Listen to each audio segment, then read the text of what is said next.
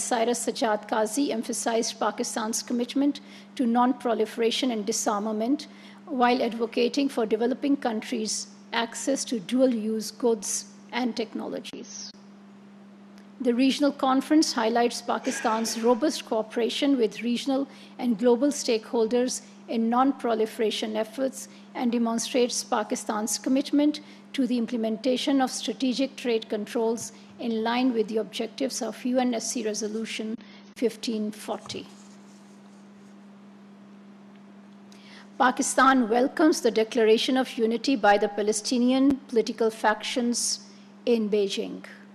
We recognize and commend China's role in bringing the factions together for meaningful negotiations. Unity amongst the Palestinian people is of paramount significance in view of the ongoing war crimes against the Palestinian people, particularly in Gaza, and the blatant disregard for international law by the Israeli occupation forces. Pakistan once again calls upon the international community to intervene immediately to bring an end to the ongoing illegal and incessant aggression in Gaza. We also reiterate support for the realization of the inalienable right to self-determination of the Palestinian people, their right to return to Palestine, and the establishment of an independent state of Palestine with Al-Quds al-Sharif as its capital.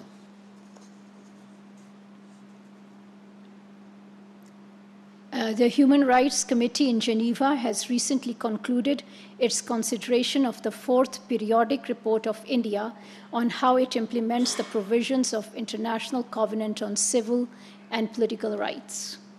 During the proceedings, important questions were raised about arrests under draconian laws like Public Safety Act and Public Security Act, and frequent suspension of mobile internet services in Indian illegally occupied Jammu and Kashmir. This demonstrates continuing concerns of the international human rights machinery about the dismal human rights situation in IIOJK. We call on the international community to take note of the human rights abuses by India in IIOJK and to bring an end to the suppression of the Kashmiri people. Pakistan will continue to extend political, diplomatic, and moral support to our Kashmiri brothers and sisters for the just and peaceful settlement of the Jammu and Kashmir dispute in accordance with the UN Security Council resolutions. Now a couple of announcements. At the invitation of the Speaker of the Islamic Consultative Assembly of the Islamic Republic of Iran, Muhammad Baghir Ghalibaf, the Prime Minister of Pakistan, Muhammad Shehbaz Sharif, will visit Tehran on 30th of July to attend the inauguration ceremony of the President-elect of Iran, Dr. Masoud Pezeshkian.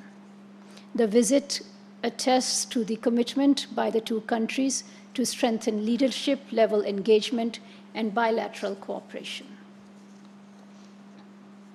And lastly, Foreign Secretary Mohammad Cyrus Sajjad Qazi will lead the Pakistan delegation at the 31st ASEAN Regional Forum Ministerial Meeting, being held on 27th of July in Laos People's Democratic Republic.